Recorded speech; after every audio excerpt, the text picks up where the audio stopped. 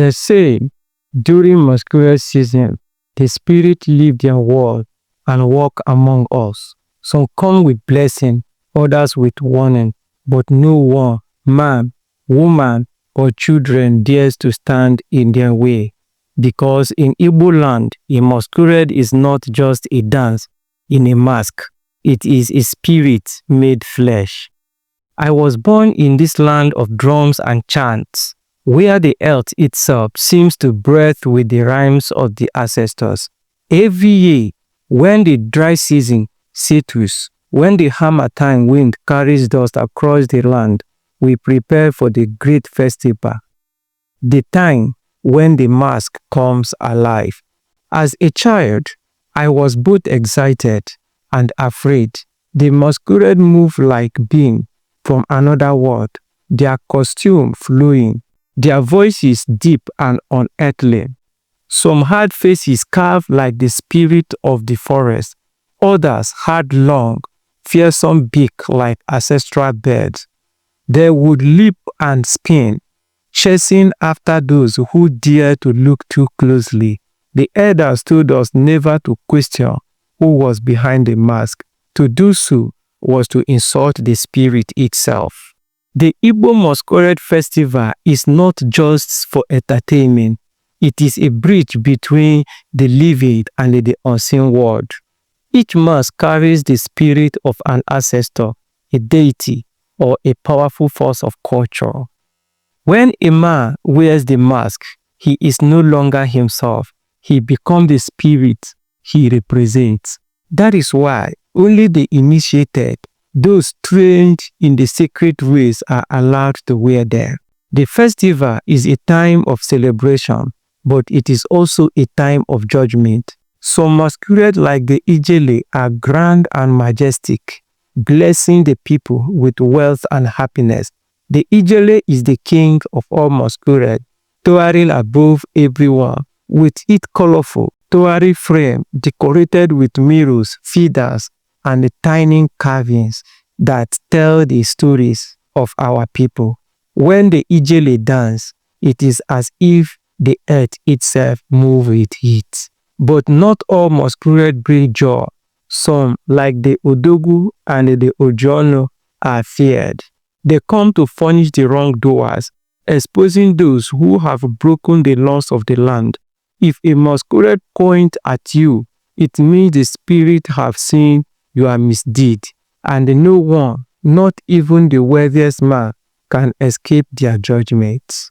The air during the festival is thick with the sound of drums. They speak their own language, calling the masquerade from their hiding places. The young men with their flutes and rattles play alongside them, their music waving through the crowd like a living thing. The dancers move with power and grace, their feet kicking up dust, their bodies twisting and turning in ways that seems almost impossible. Women and children clap and sing, their voices rising with excitement, but no one dares to touch a masquerade. To do so is to invite the wrath of the spirits. My grandfather once told me that the masquerade festival is more than a performance. It is a lesson. It reminds us that we are never alone, that our ancestors watch over us, that the spirit of the land must always be honored. It is a time to remember who we are. Even today, as modern life changes many things, a masquerade remains. Young boys still dream of one day wearing the sacred mask, of becoming the spirit that commands respect and fear. The elders still guard the secret of the masquerade, passing them down to those who are worthy. And as I stand in the crowd, watching the Ijele take its grand step, feeling the beat of the drum deep in the chest, I understand this is not just a festival. This is life itself, a dance between the seen and the unseen, a story that never ends. Because in Igbo land, the spirits do not stay in the past. They live among us, behind the mask, forever, dancing to the rhymes of the people. As the festival reaches its peak, the sun dips below the horizon, casting long shadows across the village square. This is when the true magic begins. The night belongs to the spirit, and the masquerade that appeared now are not for the faint-hearted. The Igbo Masquerade appeared first, its dark, hallowed eyes glowing in the firelight. It moved slowly, deliberately as it measured the souls of those before it. The elder says the Igbo carries the spirit of the dead, whispering their wisdom and warning to those who listen. The crowd watches in silence, for to laugh or speak carelessly in its presence is to invite misfortune. Then comes Adamma, the Median spirit. The mask, delicate and beautiful, adorned with intricate carvings and bright feathers. She danced with grace, her movement light as the wind. She represents purity, fertility, and a blessing of a womanhood. Women and young girls are lulled in joy as she moves among them, waving her raffia-covered hand in blessing. But the most fearful of all is the Agaba, the warrior spirit. It stormed into the square with a thunderous roar, its massive frame shaking the earth, its mask, carved to resemble the fierce ancestors of old, glows under the torches, and its staff seems against the ground in warning.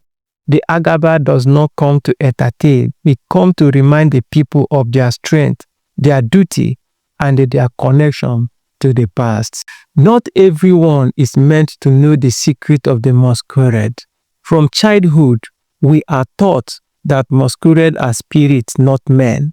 But the truth is known only to the initiated, the Indian. These are the men choosing to carry the tradition.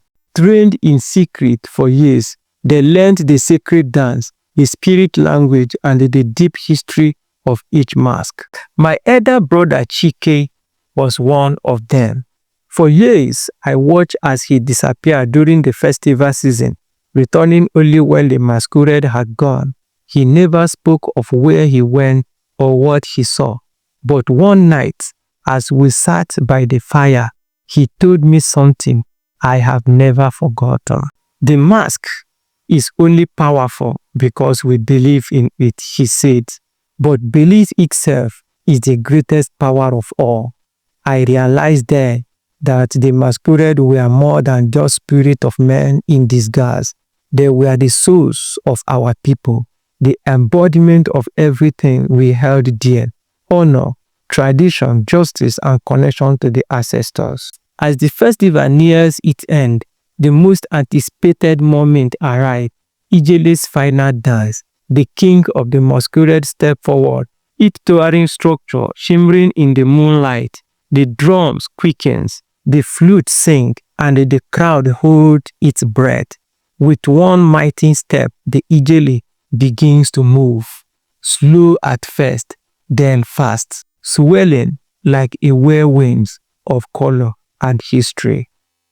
It is a dance of farewell, a reminder that the spirits have walked among us and they will soon return to their hidden realm. The people cheer, knowing that they have been blessed once more, that the land is at peace, and that the spirits are pleased. As the masquerade vanish into the darkness, the echoes of their drums still lingering in the air, I feel a deep sense of pride. This is my heritage, my story, my bloodline. The masquerade will return next season, as they always have, as they always will. Because in Igbo land, the spirit never truly live. They live on in the mask, in the drums, in our hearts, and as long as we honor them, the dance will never end. The morning after the festival is always quiet, as if the earth itself is resting from the night celebration. The village square, once alive with music and movement, is now covered in footprint, scattered raffia, and the lingering scent of the burning torches. But something deeper remains in the air, an invisible presence, a reminder that the spirit have been here, that they have watched, judged, and blessed us. My mother watched early, as she always does. After the masquerade night, she swept the compound in slow, careful stroke, humming an old song about the ancestors. It is a song of gratitude, of thanks for another festival completed without harm, for another year under the protection of the spirits. Did you sleep well? She asked me, though she already knew the answer. How could I? My head is still full of the images of the dancing spirit, of the Ijele's towering form spinning under the moon, of the Agaba's thunderous step shaking the ground. My heart still beats to the rhymes of the drums. I nod, but my silence says more than my word. She smiles knowingly. The spirits never leave us, she says, even when the masks are gone. The Masquerade Festival is more than just a performance. It is a lesson for the living. The Ijele teaches us that greatness is built from many pieces. Every small effort, every person's contribution matters. The Ekmu remind us that the dead still see and guide us. The Agaba teaches us strength, courage, and the weight of responsibility.